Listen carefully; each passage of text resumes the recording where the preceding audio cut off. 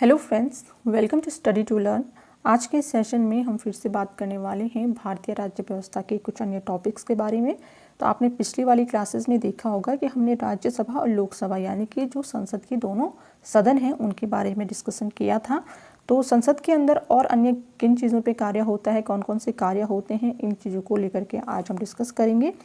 तो देखिए, आज के जो विषय रहेंगे वो संसद के सत्र, संयुक्त बैठक और संसदीय प्रस्ताव। ठीक है, तो इन तीन बातों पर आज हम चर्चा करेंगे, इन तीन चीज़ों को आज हम जानेंगे। ठीक है, तो चलिए बढ़ते हैं। सबसे पहले हम बात कर लेते हैं यहाँ पे संसद के सत्र की, यानी कि संसद का सत्र या संसद की जो बैठकें होती हैं, जो मीटिंग्स होती हैं, वो कैसे कैसे होती हैं, कब कब होती हैं, इसके बारे में हम जानेंगे। ठीक है, तो संसद के अंदर जो सत्र होता है या जो बैठक होती है या मीटिंग्स जिसे हम कहेंगे, तो वो राष्ट्रपति के द्वारा स्वेच्छा से बुलाई जा सकती है। ठीक है, ये अधिकार प्राप्त है राष्ट्रपति को कि वह स्वयं अपनी इच्छा के अनुसार जो संसद की बैठकें हैं उनको आयोजित कर सकते हैं।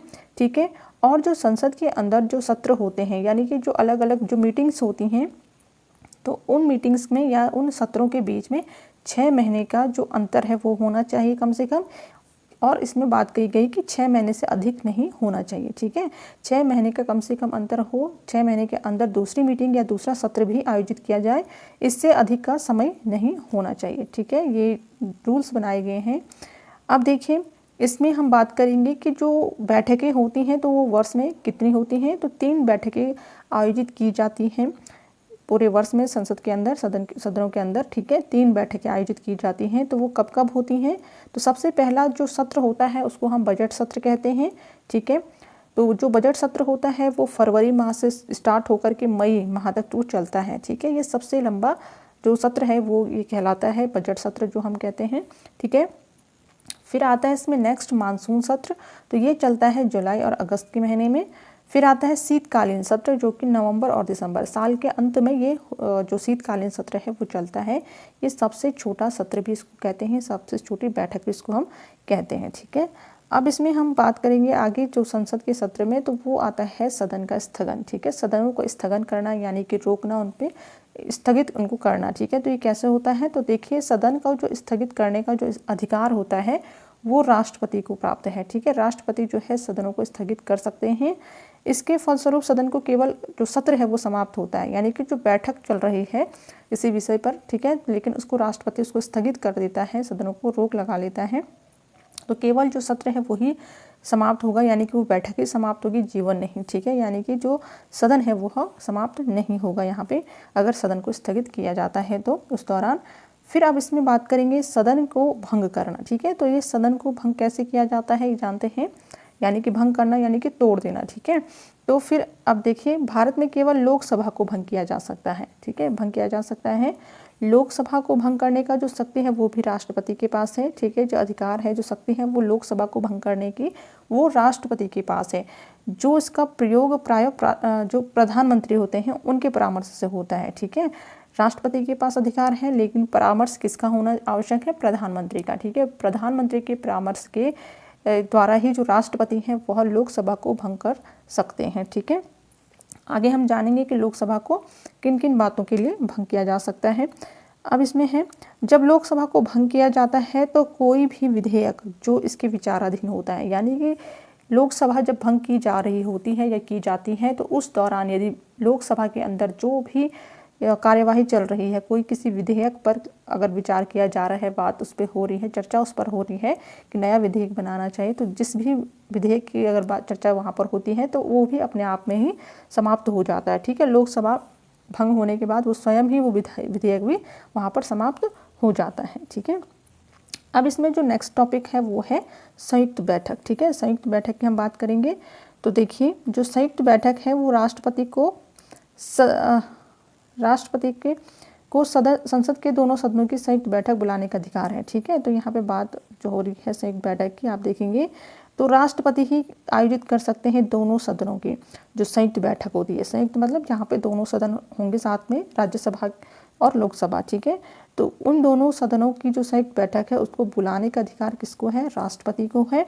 इस प्रकार की जो संयुक्त बैठक है वो 3 परिस्थितियों में बुलाई जा सकती है। ठीक है, जो संयुक्त बैठक होती है वो मुख्य रूप से 3 जो परिस्थितियां जब बनेंगी संसद के अंदर, ठीक है, या पूरे देश के अंदर किन किन कारणों पर जो चर्चा है वो संयुक्त बैठक में की जा सकती है। तो इस वजह से जो राष्ट्रपति हैं वो संयुक्त बैठक आयोजित कर सकते हैं। तो वो विषय हम जान लेते हैं या वो परिस्थितियाँ कहेंगे उन्हें हम जानते हैं। तो पहली जो परिस्थिति जो बनती है वो है एक सदन द्वारा पारित विधेयक दूसरे सदन द्वारा अस्वीकार कर लिया जाए। ठीक है, पहला जो परिस्थिति जो बनती है संयुक्त बैठक की वो कब बनती है, यदि एक सदन को विधेयक जो उसने पारित कर लिया है लेकिन जो दूसरा सदन है उसको स्वीकार नहीं कर रहा है, उस विधेयक पे वो अपनी जो मंजूरी है वो नहीं दे रहा है, तो इस दौरान भी जो संयुक्त बैठक है वो रखी जाती है।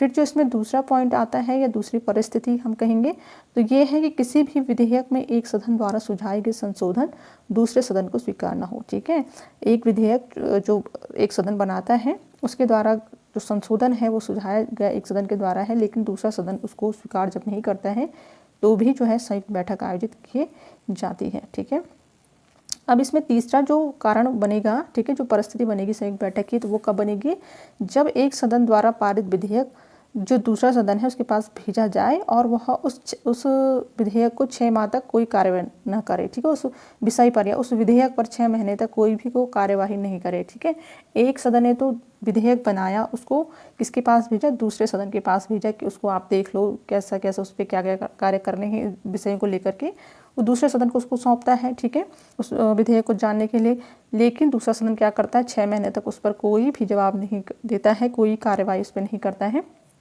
तो इस दौरान भी जो संयुक्त बैठक है वो आयोजित की जाती है। ठीक है, अब बात करेंगे इस तरह की जो संयुक्त बैठकें हैं उनकी जो अध्यक्षता है वो लोकसभा स्पीकर के द्वारा की जाती है। ठीक है, जो संयुक्त बैठकें होती हैं उनकी अध्यक्षता कौन करता है, लोकसभा का जो स्पीकर होता है। ठीक है, वह संयुक्त बैठकों को आयोजित करता है तथा जो सभी निर्णय जो उपस्थित सदस्यों के बहुमत से लिए जाते हैं, यानी कि जो भी दोनों सदनों में उपस्थित सदस्य होंगे उनके द्वारा जो बहुमत दिया जाएगा, ठीक है, तो उस पर निर्णय वो निर्धारित किया जाता है। ठीक है, अब देखिए जो संसद के अंदर जो संयुक्त बैठकें हैं वो अभी तक कितनी बार हो चुकी हैं, तो देखिए जब से संविधान लागू हुआ है तब से दोनों सदनों की जो संयुक्त बैठक है या संयुक्त जो अधिवेशन है तो वो अभी तक केवल 3 बार ही बुलाई गई है। ठीक है, एक सबसे पहली जो थी वो थी 1961 में, ठीक है, फिर 1978 में और 2002 में। ठीक है, 1961, 1978 और 2002 में, यानी कि 3 बार अब तक जो है जब से जो संविधान बना हुआ है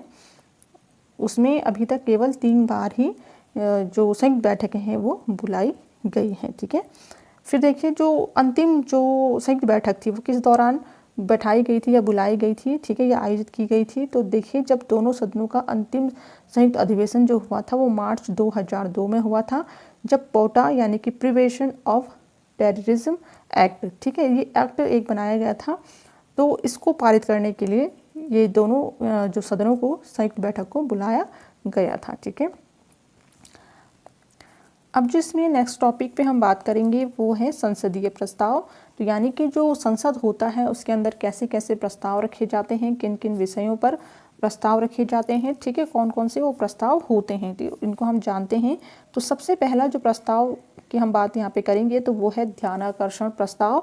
तो ये ध्यानाकर्षण प्रस्ताव क्या होता है, तो अपने आप में ये बता रहा है कि ध्यान को आकर्षित जो प्रस्ताव करता है। ठीक है, तो यहाँ पर होता क्या है कि जो अध्यक्ष होता है, ठीक है, संसद के अंदर, तो उनकी अनुमति से जब कोई जो संसद का जो सदस्य होता है, ठीक है, वो अध्यक्ष की अनुमति लेता है, और कौन लेता है, संसद के अंदर का जो सदस्य, ठीक है, कोई बाहर का नहीं, जो संसद के अंदर का जो सदस्य होंगे वो अध्यक्ष के द्वारा अनुमति लेंगे कि किसी मंत्री से बात करने के लिए, और मंत्री को ये बताएंगे कि सार्वजनिक हित के लिए कोई कार्य किया जा रहा है, तो उस विषय को लेकर के मंत्री से वो बात करेंगे। ठीक है, तो इस आवश्यक जो वो वहाँ पर जो बात होती है, तो इस बात को लेकर के जो प्रस्ताव रखा जाता है तो उसको ही ध्यानाकर्षण प्रस्ताव कहते हैं। ठीक है, फिर इसमें नेक्स्ट आता है विशेषाधिकार प्रस्ताव।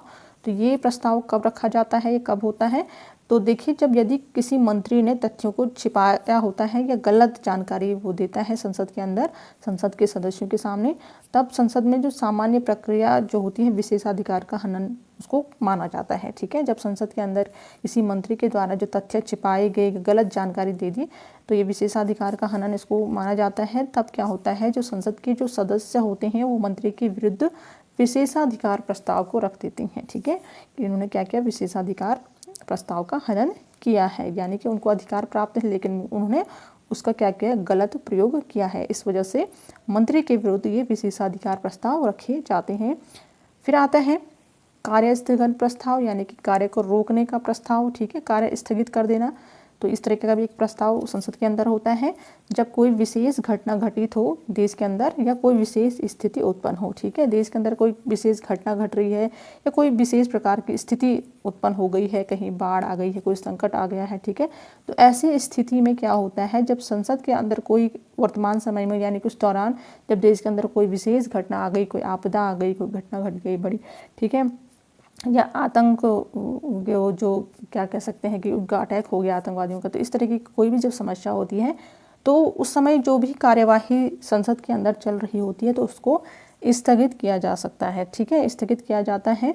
और जो अभी जो चल रही होती है, जो परेशानी की वजह से जो विषय बना हुआ होता है, तो उस विशेष घटना पर या स्थिति पर उस पर विचार किया जाता है, ठीक है। तो इस दौरान उसको कहा जाता है कार्य स्थगन प्रस्ताव, ठीक है। उस स्थिति को क्या कहा जाता है, कार्य स्थगन प्रस्ताव उसको कहा जाता है, जहाँ पर कि जो वर्तमान में जो कार्यवाही संसद के अंदर चल रही होती है उसको स्थगित करके जो विशेष अभी जो चल रही होती है जो समस्या है देश के अंदर, उस पर जब कार्य मतलब शुरू हो जाता है तो ऐसी स्थिति में उसको कार्य स्थगन प्रस्ताव उसको कहा जाता है।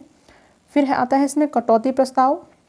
तो देखिए, बजट की मांगों में कटौती हेतु रखे गए प्रस्ताव को कटौती प्रस्ताव कहते हैं, ठीक है। बजट की मांगों में कटौती हेतु रखे गए कौन से प्रस्ताव को हटाना है, ठीक है, तो उन प्रस्तावों को कटौती प्रस्ताव कहते हैं।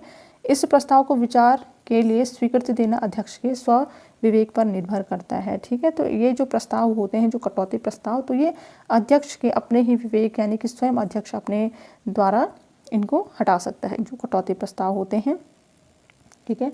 फिर अब नेक्स्ट इसमें आता है जो निंदा प्रस्ताव, ठीक है। संसद के अंदर जो प्रस्ताव रखे जाते हैं तो उसमें से एक है निंदा प्रस्ताव। तो ये देखिए, शासन या किसी विशेष मंत्री द्वारा अपनाई गई नीति या उसके कार्यों की आलोचना करने के लिए निंदा प्रस्ताव लाया जाता है, ठीक है। ये कब लाया जाता है, जबकि शासन जो चल रहा है या मंत्री के द्वारा अपनाई गई नीति उसके कार्यों की जब आलोचना की जाए तो इस कार्य को क्या कहा जाता है, निंदा प्रस्ताव कहा जाता है। अब नेक्स्ट जो है वो है अविश्वास प्रस्ताव, ठीक है, ये अंतिम जो प्रस्ताव होता है। फिर देखिए इसमें कि जो अविश्वास जो प्रस्ताव होता है वो लोकसभा में विपक्षी दल या दलों के द्वारा प्रस्तुत किया जाता है, ठीक है। और जो अविश्वास जो प्रस्ताव होता है लोकसभा में जो विपक्षी दल होते हैं या दलों के जो सदस्य होते हैं उनके द्वारा ये प्रस्तुत किया जाता है। यदि लोकसभा में कम से कम 50 सदस्य प्रस्ताव का समर्थन करते हैं, ठीक है। जो लोकसभा के सदस्यों की जो संख्या है वो 552 डिसाइड की गई है, लेकिन वर्तमान में 545 है। लेकिन यहाँ पर बात हो रही है कि यदि 50 सदस्य भी उस प्रस्ताव के लिए हाँ कर लेते हैं, मंजूरी दे देते हैं, उसका समर्थन कर लेते हैं, तो अध्यक्ष उस जो प्रस्ताव है उस पर विचार के लिए उसको मतलब स्वीकार करता है, उस विचार पर स्वीकार कर लेता है, ठीक है। अविश्वास जो प्रस्ताव होता है, यदि लोकसभा अपने बहुमत से अविश्वास प्रस्ताव पारित कर दे तो मंत्रिपरिषद को त्यागपत्र देना होता है, ठीक है। तो यहाँ पर मंत्रिपरिषद जो होती है उसको क्या करना पड़ता है, त्यागपत्र देना पड़ता है यदि अविश्वास प्रस्ताव पारित हो जाता है। कब होता है, लोकसभा के बहुमत से, ठीक है। और कम से कम 50 सदस्य भी यदि समर्थन दे दें तो जो अविश्वास प्रस्ताव है वो मतलब पारित हो जाता है, ठीक है। तो इस तरीके से हमने इन 3 चीज़ों को जाना। आज की जानकारी थोड़ी भी आपको अच्छी लगी हो तो प्लीज़ लाइक कर दीजिए, वीडियो को शेयर कीजिएगा, सब्सक्राइब कर दीजिएगा। ऐसी जानकारी पाने के लिए बेल आइकन प्रेस करके ऑल पे क्लिक कर दीजिएगा। मिलते हैं नेक्स्ट वीडियो में, तब तक के लिए धन्यवाद।